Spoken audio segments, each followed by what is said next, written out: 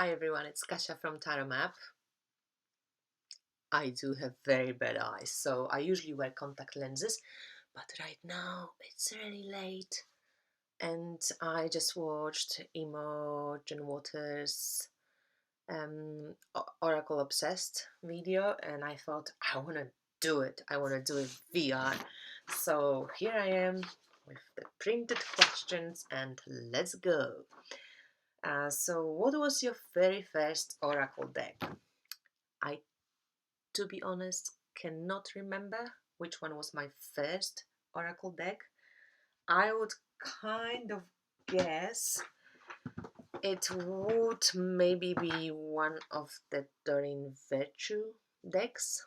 Right now I only have the Goddess Guidance Oracle cards of hers. I gave away or swapped the other of her decks. The other guess would be either this, the Sacred Path cards, or the Animal Spirit cards, but no, I think this one would come later. So let's stick with Goddess Guidance Oracle cards by Doreen Virtue. That's my first Oracle deck. What's your current favorite Oracle deck? I have a few. My current favorite, which I use the most often, is this Goddess Oracle, and I've just shown it in my April favorites video. It's beautiful. I really honestly enjoy the artwork and the energy of the goddesses depicted of this deck. How cool. Tarot by Anya. Anya, this is for you. Sorry, Anya doesn't like this card. But now whenever I see this card, I think of her, so sorry. Hecate. So yeah, this deck, this is my favorite Oracle deck right now. And by favorite, I mean the one which I use the most often. The other one, which I use ongoing and I draw a card each month, is the Wild Kuan Yin Oracle by Alana Fairchild. I love this deck and I draw a card for each month, asking Kuan Yin for the energy and energetic imprint of the month. It goes alongside my monthly card. It's just to practice, you know. And another deck which I use quite often is the Life Design cards or the Tree Wisdom cards by Lisa McLaughlin, and her decks are beautiful and amazing. I love the artwork but I also really love the keywords or the key phrases which she uses. Kind of, you know, they respond to my sensitivity and I really can connect with them, which is really lovely.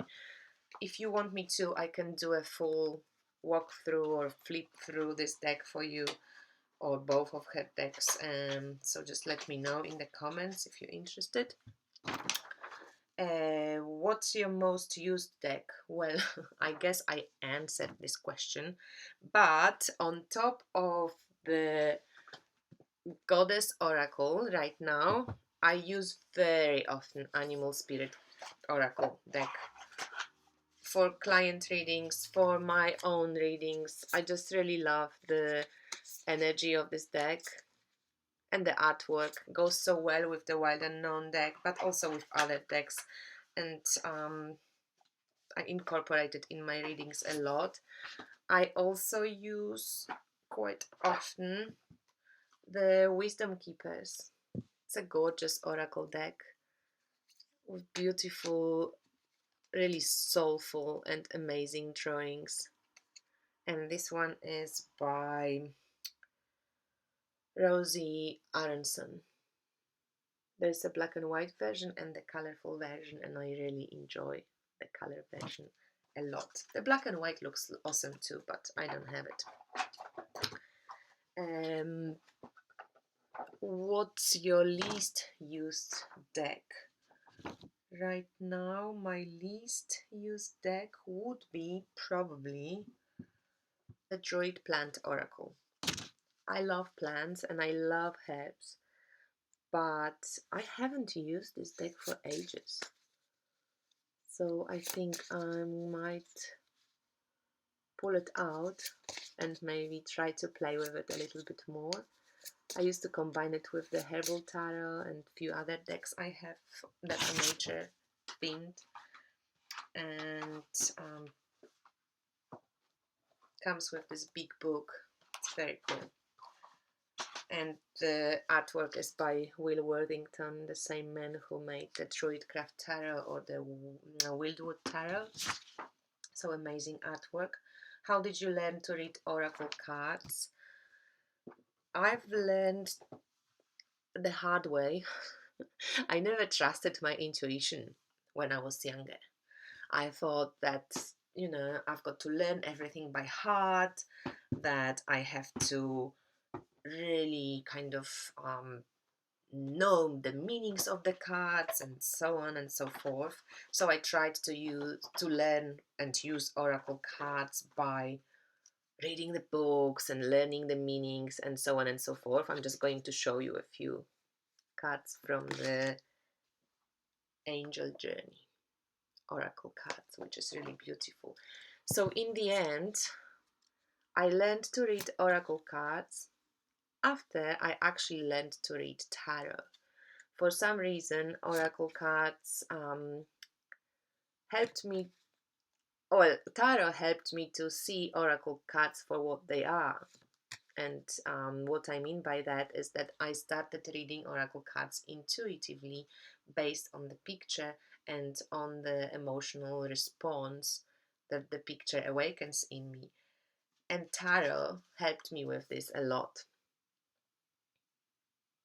So obviously I haven't done any courses on reading oracle cards, but I did have to courses on reading tarot, and I noticed after a few good years of intense work with tarot that my intuition improved so much that the seeing, how I see things, how I see symbols, how I can put all my knowledge, which I studied so many different subjects in, let's call it esoteric knowledge, I can now combine it and see it in the cards, be them oracle decks or tarot decks. I'm not sure. So that's how I learned to read oracle decks, through tarot.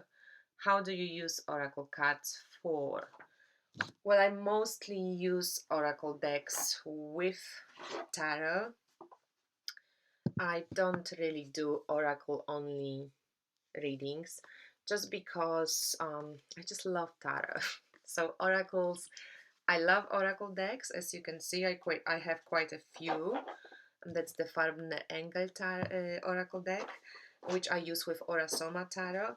But I love using oracle decks on top of my tarot readings. So either as extension of the tarot reading, or as like a summary, or as an extra information, extra input given by the cards. And this is how I mostly use oracle decks. Sometimes when I work with crystals, I love using the Crystal Ali cards by Naisha Azian, and I studied with Naisha and studied crystals with Naisha. She's an amazing teacher, so these are very kind of personal for me, and I love inspiring myself with this deck particular.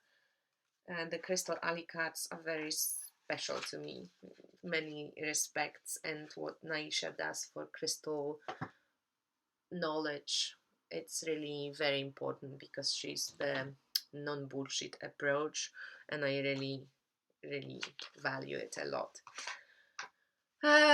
So what do you use the cards for? How do you read the cards? Guidebook, intuitively, a bit of both. Well, it depends, because some of the guidebooks, like for example the Winged Enchantment Oracle deck, it's very cool. I love usually when the Oracle decks have little poems or are quite, you know, poignantly written. Like, for example, the Goddess Oracle. I don't read usually the whole, all the pages of information, but I love the poems that come with the cards. Also, the Margaret Peterson, the poems for the major arcanas, amazing. So poetry kind of gets my juices going.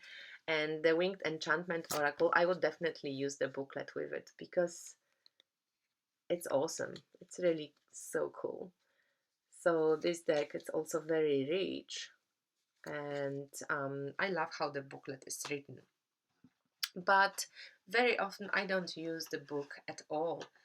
I get inspired by the keyword. Very often Oracle decks have a keyword or a key phrase, like in Lisa's McLaughlin Life Design cards.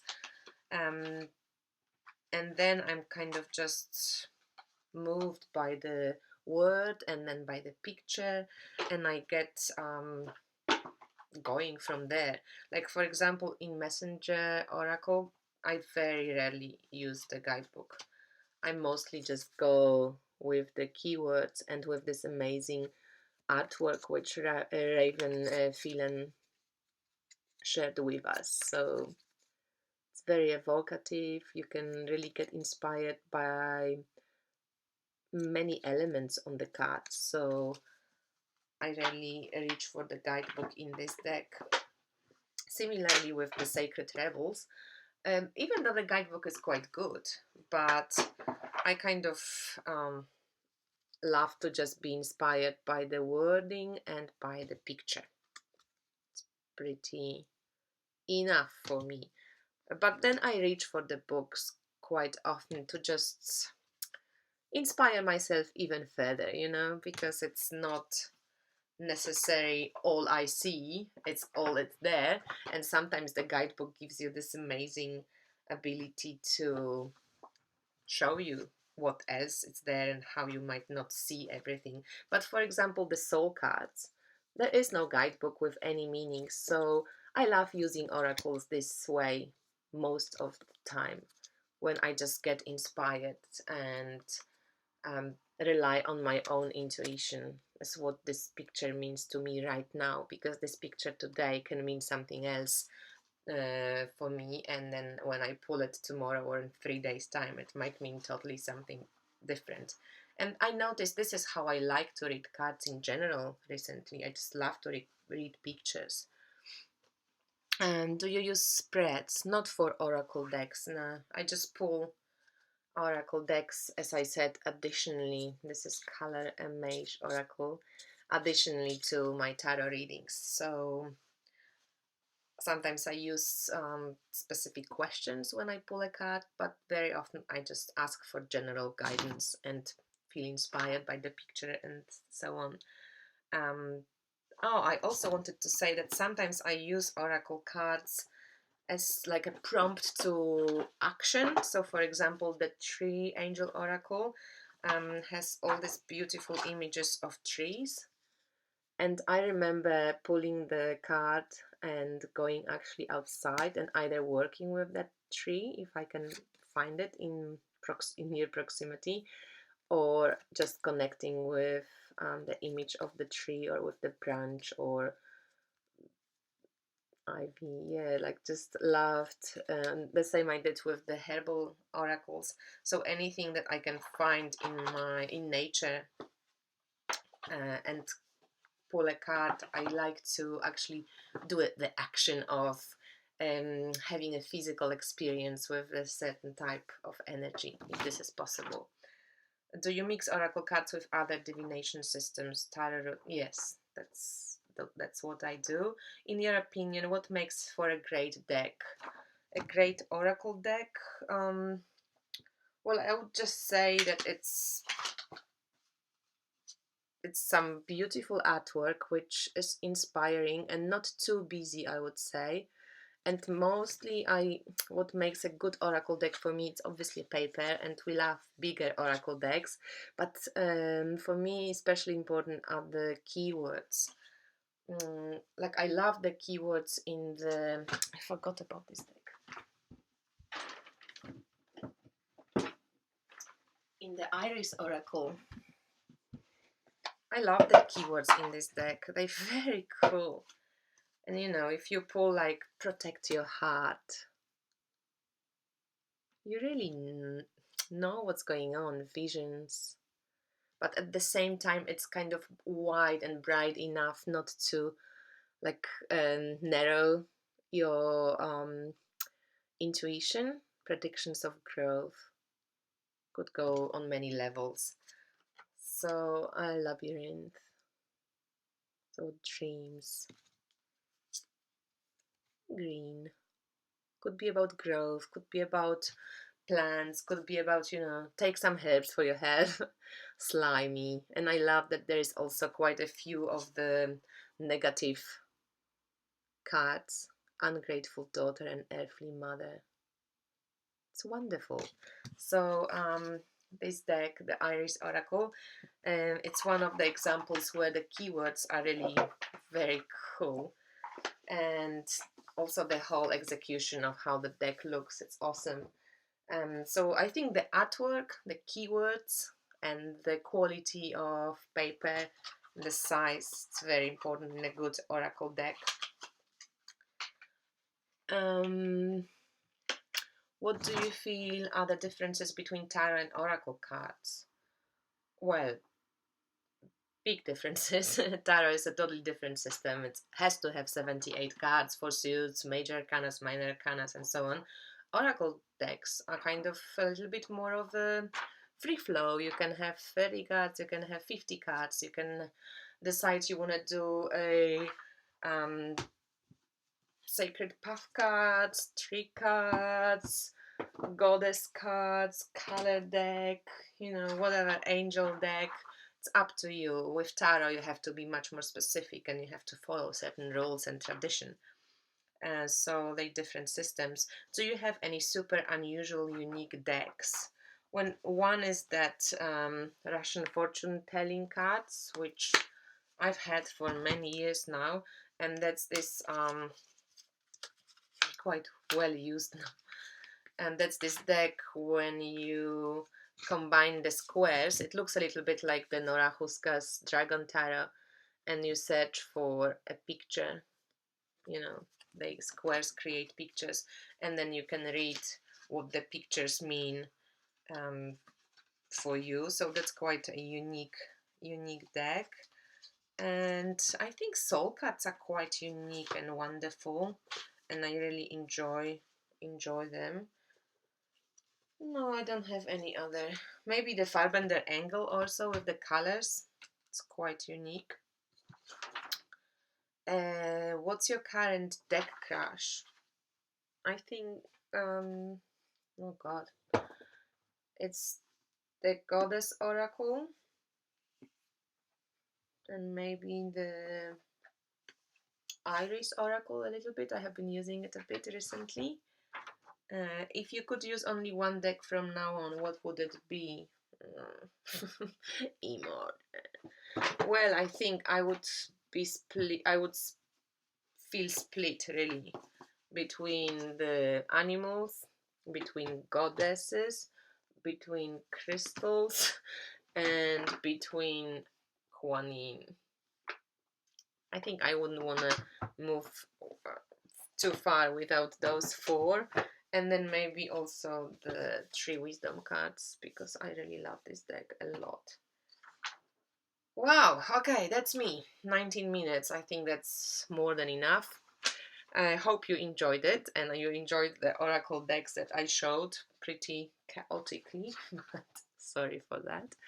And I'm going to watch more of those tags because they're cool. Thank you for watching. Bye.